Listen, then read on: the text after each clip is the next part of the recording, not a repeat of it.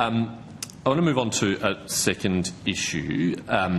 There was a report in the Herald Sun by Mark Butler and Laura Placella, which is in relation to a Medicare fraud. It was published on the 26th of September.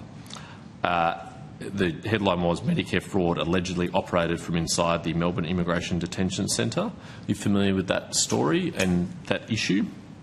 Yes, I am, Senator. I'll invite another officer to the table to address those questions. Thank you.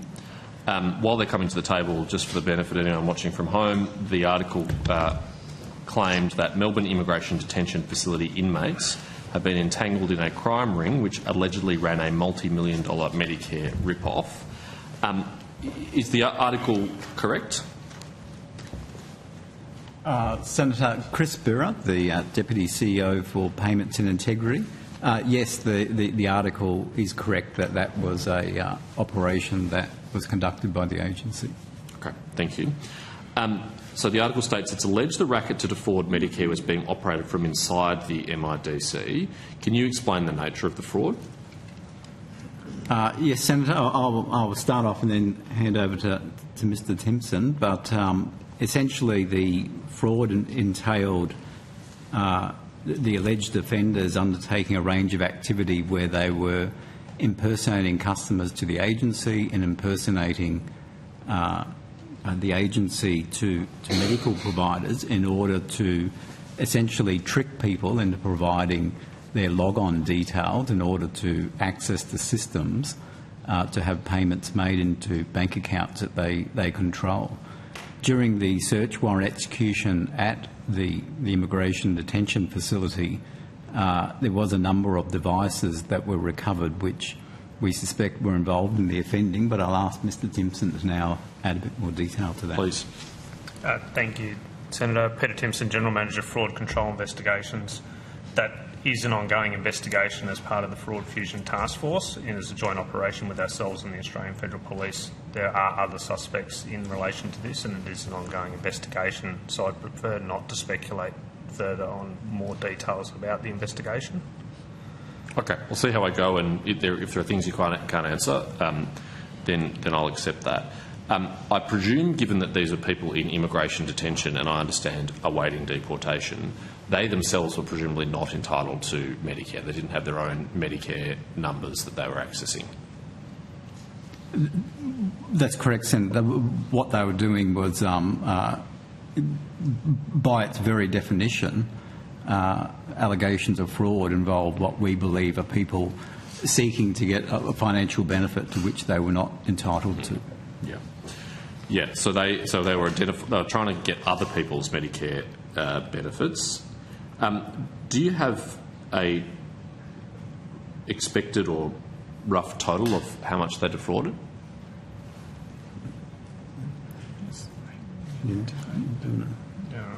Okay. Well, to date, we've calculated at approximately $8 million. $8 million, did you say? Yeah, but it's an ongoing investigation. So it's possible that number will rise further? As I said, there's other suspects in the investigation. We prefer not to speculate any further, as Sure. This is a joint operation with the Australian Federal Police. Sure, I do understand that. Can you tell me, and I'll accept if you can't, whether the other suspects are also in immigration detention or whether they are in the community? I prefer not to comment on that at this point in time, I understand. Senator.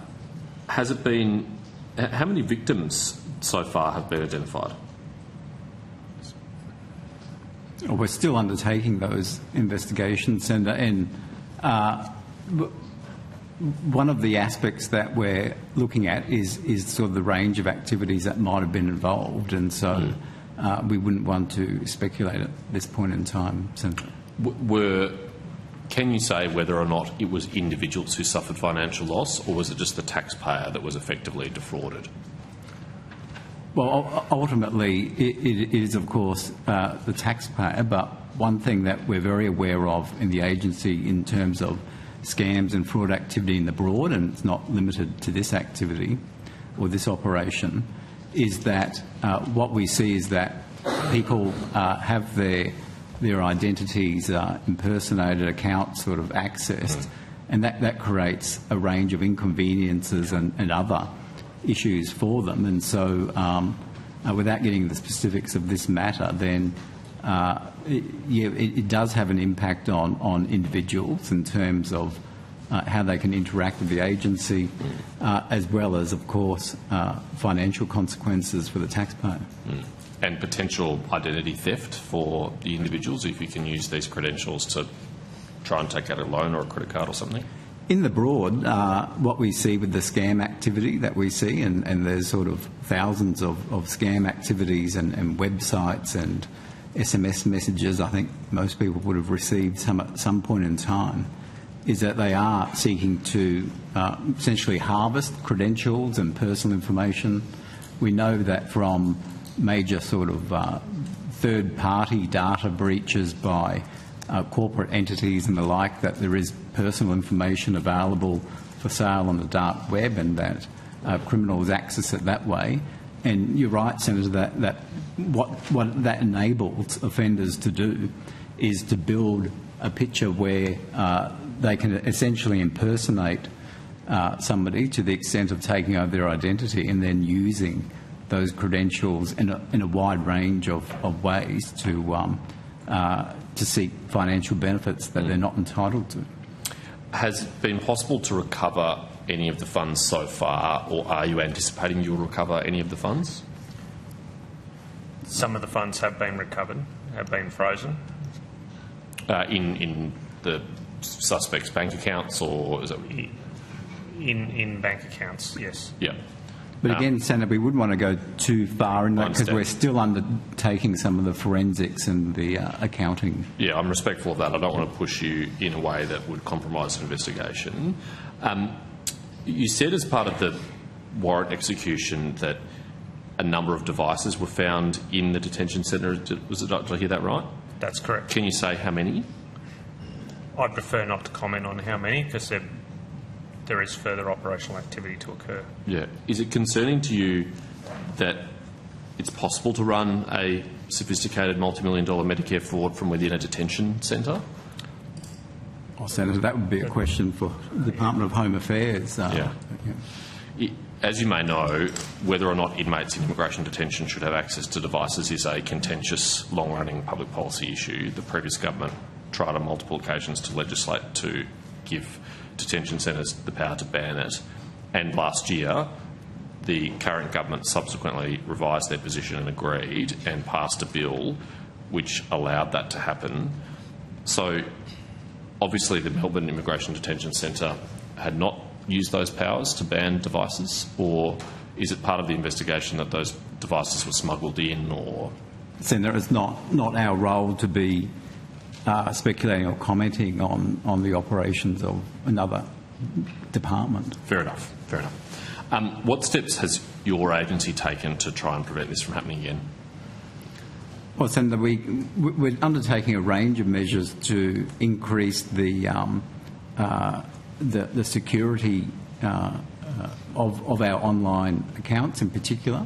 We're also undertaking a number of other steps to strengthen platforms such as MyGov and the digital online services that we offer. The very first and most obvious line of defence is for people to be careful about the prevalence of scam activity in society, to protect their own personal information, and we have a range of educational information that's available on the Services Australia website about steps that ordinary Australians can take to protect their personal information. We're also undertaking a range of measures to improve the security of MyGov and the log-on accounts, and an important step there is steps that we've taken to build a security dashboard so that people can see what sort of security settings they currently have on their accounts and how they can strengthen it. There's also passkeys, which we know are far more protective of people's accounts than standard or sort of old-fashioned secret questions and answers, which these credential harvesters go after. And we're also taking a range of measures to implement improved sort of capabilities within the agency to detect where it is that we think somebody is not who they're purporting to be and that they're impersonating a genuine customer. Just quickly, can you tell me a bit more about that last one? In my Thank you. Fair enough. In my previous slides, I have the cybersecurity portfolio, and I'd love to think we could educate our way out of this problem, but there's no way we're going to make every Australian a cybersecurity expert. So probably the most fruitful thing will be people like you who control the flow of lots of money, improving your systems. So just expand on that last point. Yeah, I'll ask Mr. Timpson to add about the particular measure we've got there, but I would add, Sandy, you mentioned sort of cyber security.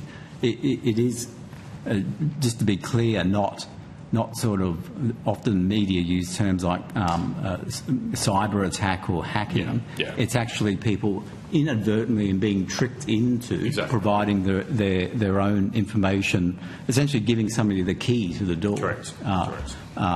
But I'll hand over to Mr. Timpson. Thanks. So we have a range of options, Senator, in relation to how we detect different measures, and obviously with the education piece is the first line of defence, but also we have systems in place where we have, when claims are made, where we use a system called machine learning which will detect anomalies. So not going into too many specifics in this forum because scammers would listen to this and learn from what we do, but from what we set, there are tripwires that indicate to us that something's not right, and then that is then referred to one of our analysts, and then they can stop or reset or contact customers in that space, or they directly contact us as well through our safe help desks. So we have a large number of calls every year in that, and what we say, remediate and solve the problem. But that can take, as you'd appreciate, anything from 15 minutes to 2 hours, depending on who we're dealing with in the community. Noting that scammers directly target certain sectors of the community and prey on very vulnerable people in vulnerable situations. Okay. Thank you. Thank you, Chair. Thank you. Sorry, Chair, if I may. Please. In the interest of time, I know you want to move on, Chair. No, of course. We are seeing some...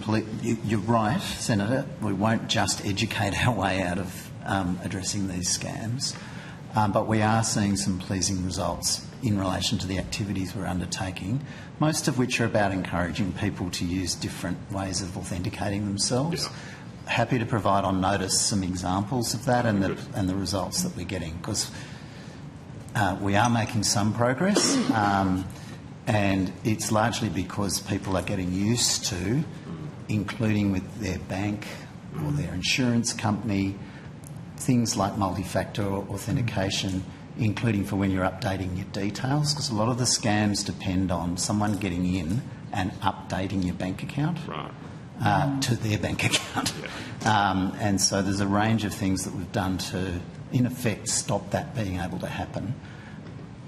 But we could provide some more detail on that. Thank you. That would be great. That would be very helpful, I think, for everyone. Thank you very much.